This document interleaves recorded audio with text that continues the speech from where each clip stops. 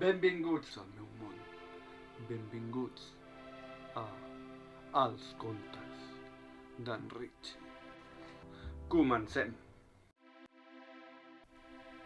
Bufet lliure.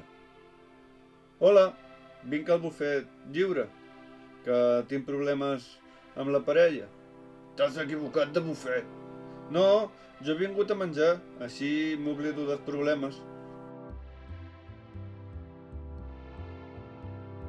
Estàs escoltant Els contes d'en Richie.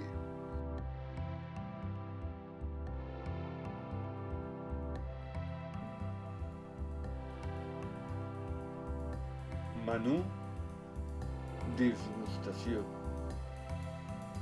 Hola, bona tarda, senyor. Què li posarem? M'han dit que aquí feu un menú degustació. S'equivoca, aquí no fem això. Però si a mi m'han dit que era aquí i que diuen que és molt barat, crec que eren 5 euros. Ah, ja sé de quin menú em parla. És l'únic que tenim per aquest preu. Llavors voldrà el menú Sí, el menú degustació. En aquell àpat em van portar 5 plats amb 5 menjars diferents. Qui ha dit menjar? Allò era immenjable i vaig fer venir el cambrer. Un cop va venir, li vaig dir: escolti, aquest plat no val res, fa vomitar. És que té un gust fastigós. Li ha provocat un disgust? Ja ho pot ben dir, m'ha provocat un gran disgust. Un gust horrible. Aleshores, tot correcte. Com? Per només 5 euros ha pogut tastar el menú disgustació. I si li ha provocat un disgust, significa que hem aconseguit el nostre objectiu, provocar un disgust. Estàs escoltant Els contes d'en Richie. Un suc i una canya. Avui he anat a un bar. He demanat un suc i una canya.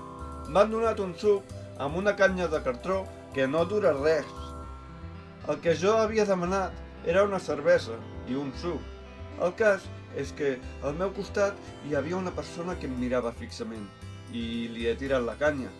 Ho sento, ha sigut sense voler, un acte reflex.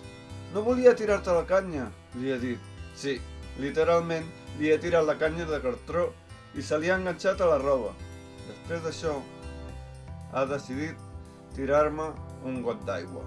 Però ha caigut al cap d'una altra persona i ha començat un gran rebombori. Tota la gent del bar han començat a llançar coses i a fer guerres de menjar. I per això, ara sóc aquí, senyor comissari, tot per demanar un suc i una canya. Estàs escoltant Els contes d'en Richie.